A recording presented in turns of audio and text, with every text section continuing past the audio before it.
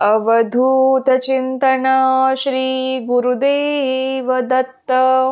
श्री स्वामी समर्थ. तुम्हा सगळ्यांचं स्वामी श्रद्धा यूट्यूब चॅनलवर खूप खूप मनापासून स्वागत.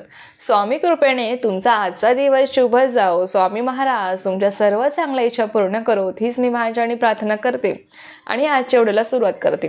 तर आजच्या व्हिडिओमध्ये आपण मकर संक्रांतीविषयी थोडक्यात माहिती बघणार आहोत.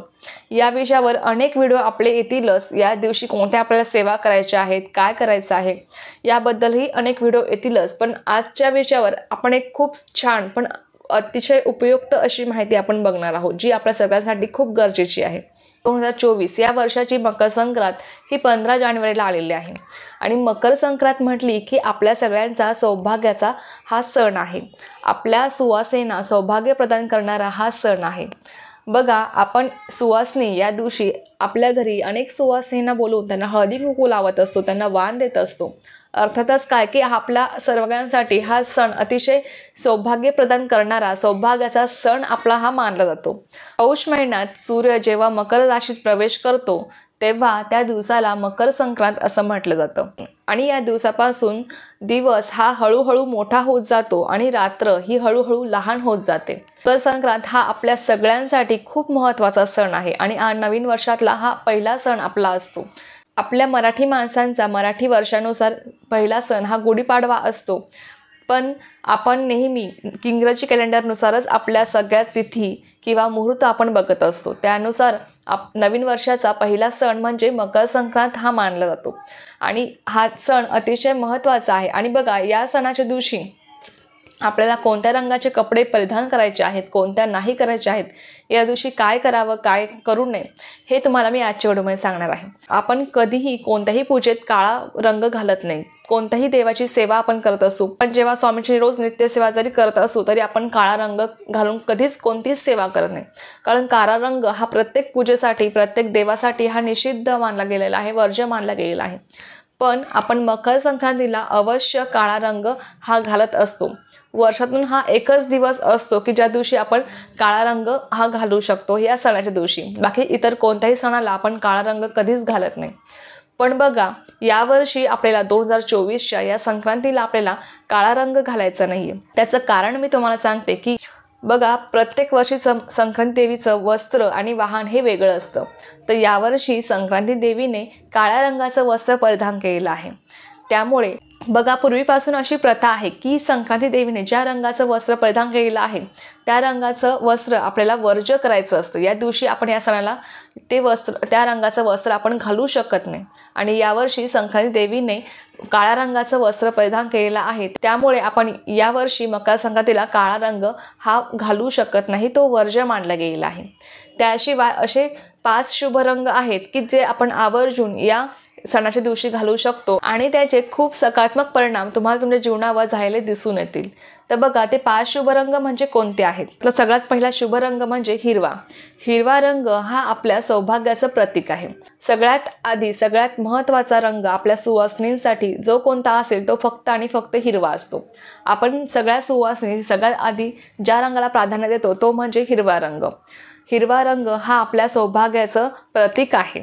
बघा, आपण कधीही कोणत्याही देवीची ओटी भरायची असली की आपण हिरव्या रंगाला जास्त प्राधान्य देतो. जर हिरवा रंग आपल्याकडे नसेल तर आपण इतर रंग वापरतो, पण सगळ्यात आधी आपण हिरव्या रंगाला किंवा लाल रंगाला खूप प्राधान्य देत असतो, कारण तो आपल्या सौभाग्याचं प्रतीक आहे.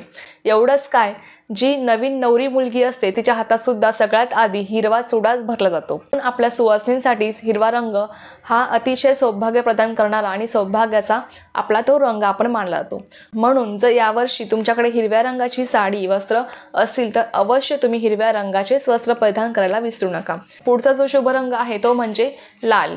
लाल रंग सुद्धा खूप सकारात्मक परिणाम देणारा आणि आपल्या सौभाग्याचं प्रतीक मानलं गेलं आहे. आपल्या सुवासिनीसाठी सगळ्यात महत्त्वाचं सौभाग्याचं लेणं म्हणजे आपलं कुंकू हे सुद्धा लाल रंगाचं आहे. यावरून आपल्याला लाल रंगाची किंमत समजते. म्हणून लाल रंग सुद्धा आपल्यासाठी सुवासिनीसाठी खूप महत्त्वाचा मानला गेलेला आहे. त्यानंतरचा रंग आहे तो म्हणजे गुलाबी. गुलाबी रंग सुद्धा खूप सकारात्मक ऊर्जा प्रवाहित करत असतो. त्यामुळे तुम्ही यावर्षी गुलाबी रंग सुद्धा अवश्य परिधान करू शकता. त्यानंतरचा रंग आहे तो म्हणजे केशरी. केशरी रंग हा अतिशय खूप जास्त सकारात्मक ऊर्जा प्रदान करणारा हा रंग आहे. बघा त्यानंतरचा रंग आहे तो म्हणजे पिवळा. पिवळा रंग सुद्धा खूप जास्त महत्त्वाचा रंग आहे आणि पिवळा रंग हा आपल्या सगळ्यांचा आवडीचा रंग आहे, कारण तो आपल्या गुरूंचा रंग आहे. बघा पिवळा रंग हा नकारात्मक ऊर्जा खूप जास्त प्रमाणात दूर ठेवण्यास मदत करत असतो. जेव्हा आपल्या घरामध्ये कोणतेही शुभ कार्य असो, कोणतेही मंगल कार्य असो किंवा एखादा सण असो किंवा कोणतीही पूजा आपल्या घरामध्ये असली की आपण आपल्या उंबऱ्याला हळदीचं लेपन करतो. का करतो की त्यामुळे कोणतीही नकारात्मकता आपल्या घरामध्ये प्रवेश करत नाही आणि आपल्या घरातली जी काही नकारात्मक ऊर्जा आहे ती सुद्धा आपल्या घराच्या बाहेर पडत असते. म्हणून पिवळा रंग हा नकारात्मक ऊर्जा दूर ठेवण्यासाठी खूप महत्त्वाचा मानला जातो. आणि कुंकवाबरोबरच जे आपलं सौभाग्याचं लेणं आहे ते म्हणजे हळदही तितकीच महत्त्वाची आहे आणि हळदीचा रंग सुद्धा हा पिवळा असतो.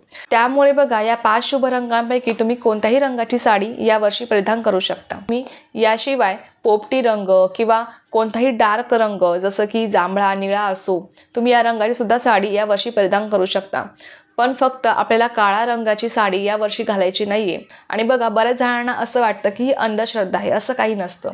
बघा काही गोष्टी ज्या शास्त्रानुसार असतात त्या आपल्याला मान्य कराव्याच लागतात. तिथे अंधश्रद्धा बोलून काहीही होत नाही आणि त्याचे नकारात्मक परिणाम सुद्धा आपल्याला नंतर पाहायला मिळतात. म्हणून अंधश्रद्धा न मानता यावर्षी अवश्य काळा रंग मकर संक्रांतीला घालू नका.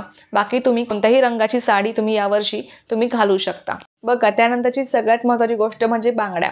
बांगड्या सुद्धा आपल्याला यावर्षी हिरवा चुडा जर तुम्हाला भरता आला तर अवश्य हिरव्या रंगाच्याच बांगड्या निवडा. काळा रंग किंवा पांढऱ्या रंगाच्या बांगड्या तुम्हाला घालायच्या नाहीयेत. अवश्य तुम्ही यावर्षी हिरव्या रंगाच्या काचेच्या बांगड्याच निवडा. आणि बांगड्या घालताना एक गोष्ट लक्षात ठेवा की एका हातात तुम्हाला जर तुम्ही समजा एका हातात 6 बांगड्या भरल्या तर तुम्हाला दुसऱ्या हातामध्ये 7 बांगड्या भरायच्या आहे. म्हणजे एक बांगडी तुम्हाला एक्स्ट्रा भरायची आहे. तरी बांगड्या घालताना ही गोष्ट तुम्हाला लक्षात ठेवायची आहे की एका हातामध्ये तुम्हाला एक बांगडी एक्स्ट्रा घालायची आहे. मग तुम्ही कितीही बांगड्या भरा. तर चला ही खूप छोटीशी माहिती होती जी मला तुमच्यासोबत शेअर करायची होती. तर जायली सेवा मी स्वामींच्या रुजू करते आणि आजचा व्हिडिओ इथेच थांबवते. तुम्हाला जर ही माहिती आवडली असेल तर व्हिडिओला लाईक, शेअर, सबस्क्राईब करायला विसरू नका. पुन्हा भेटूया अशाच एका नवीन व्हिडिओसोबत किंवा नवीन विषयासोबत. तोपर्यंत सर्वांना श्री स्वामी समर्थ. जय जय स्वामी समर्थ.